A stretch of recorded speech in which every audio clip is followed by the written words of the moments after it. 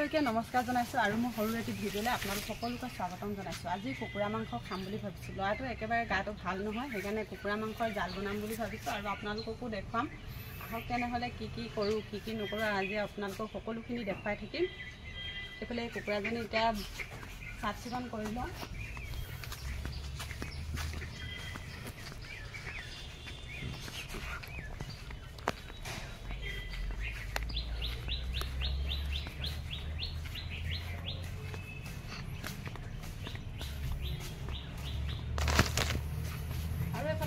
আমাৰ নেমু কেনেকৈ লাগি আছে, ডাঙৰকৈ লাগি প্ৰায় নেমুখিনি মানে বুঢ়া হ'ল, পকি একেবাৰে সৰি গ'ল। সেইকাৰণে নহ'লে আৰু বহুত বেছি আছিলে।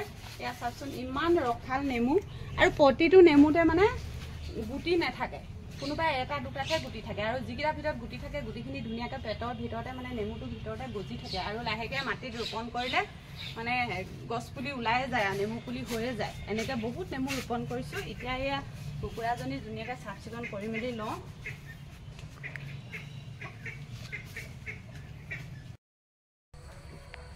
চৰ্দিৰ কাৰণে জাল খাম বুলি ক'লোৱে যেতিয়া, জাল খাবলৈ 1 নম্বৰ বস্তুটোৱে হৈছে বিহলঙনি। সেইবাবে এয়া বিহলঙনি ছিঙিবলৈ বাৰীলৈ আহিলোঁ।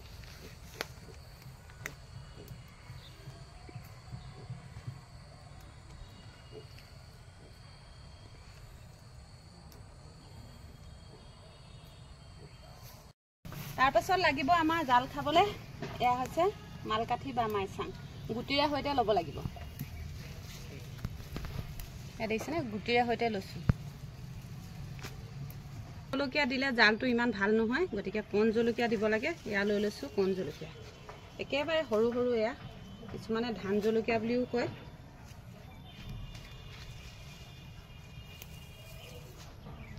অকণি অকণি এইফালে কুকুৰা পুৰি আছোঁ।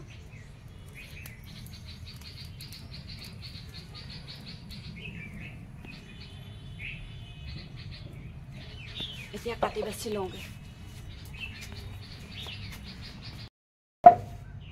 কুকুৰা জাল খাম বুলি লৈছিলোঁ, সৰু কুকুৰা নাই, সৰু চাইজৰ, ডাঙৰ চাইজকে কুকুৰা এজনী লৈ লৈছোঁ।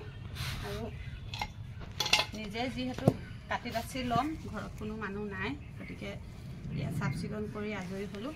এতিয়া ধুনীয়াকৈ কাটি বাছি লওঁ, আৰু কি দিম ইয়াৰ লগত আপোনালোকক কৈছোঁৱে।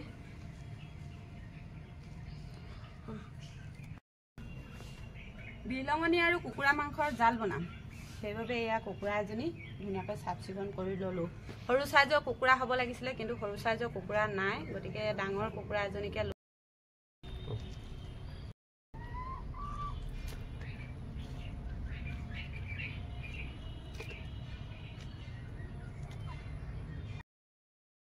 পানীখিনি ধুনীয়াকৈ গৰম হ'ল। এতিয়া মই আদা নহৰু খুন্দি লওঁ। এইফালে পানীও গৰম কৰি আছোঁ, আৰু আদা নহৰু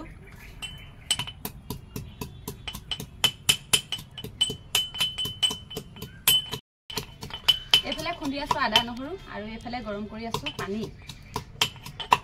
কুকুৰা মাংসৰ জাল বনাবলৈ লৈছোঁ। এইফালে মাংস ৰেডি কৰি লৈছোঁ, আৰু এইফালে এয়া চাওকচোন মাইচং বা মালকাঠি ধুনীয়াকৈ ধুই পখালি লৈছোঁ, আৰু এইফালে এয়া বিহলঙনি লৈছোঁ, আৰু এইফালে কণ জলকীয়া লৈছোঁ, জালুক, আদা পাত, মচন্দৈ, মান ধনিয়া, আৰু মানিমুনি আৰু বনজালুক নাই, মানিমুনি বনজালুক থাকিলে বেছি ভাল হয়।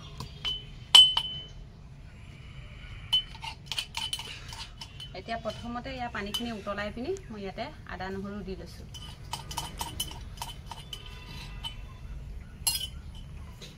কাটি দে।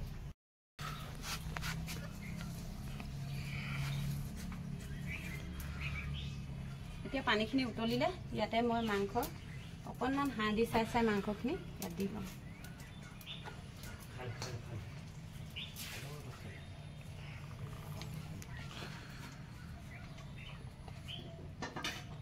কুকুৰাজনী খুব বেছি তেল আছিলে, সেইকাৰণে বাছি অকণমান হাৰ্ডি চাইজৰ মাংস কেইপিচমান দি লৈছোঁ।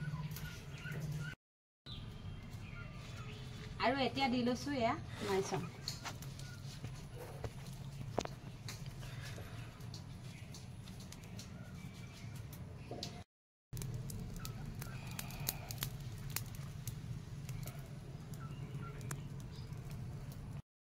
এতিয়া দি ল'ম এয়া বিহলঙনিখিনি।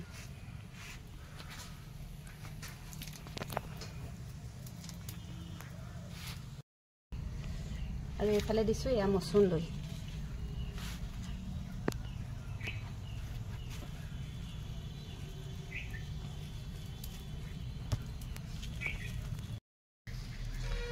এইফালে এতিয়া মই এয়া কণ জলকীয়া দিছোঁ, ঠাৰিৰে সৈতে কণ জলকীয়া দিছোঁ আৰু লগতে এয়া জালুক।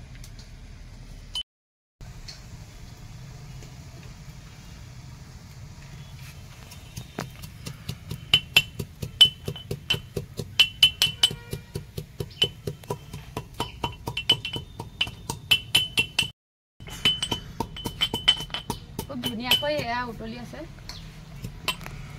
আৰু চামুচেখনৰ সৈতে এইখিনি অকণমান ভিতৰলৈ ভৰাই দিম। জলকীয়া আৰু জালুক খুন্দা হৈ গ'ল আৰু যিমান পাৰে সিমান জ্বলা দিব লাগে, তেতিয়াহে চুপৰ মানে কামত আহে চুপখিনি খায়।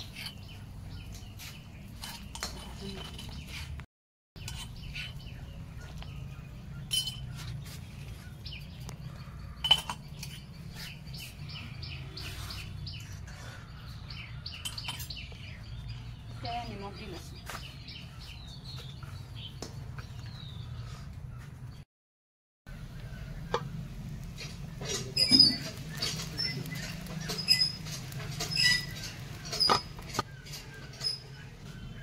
এইফালে আমাৰ চুপ ধুনীয়াকৈ উতলি আছে, ইয়াত চাওক বক বককৈ উতলি আছে আৰু বেছি সময় নালাগে আৰু হৈয়ে যাব।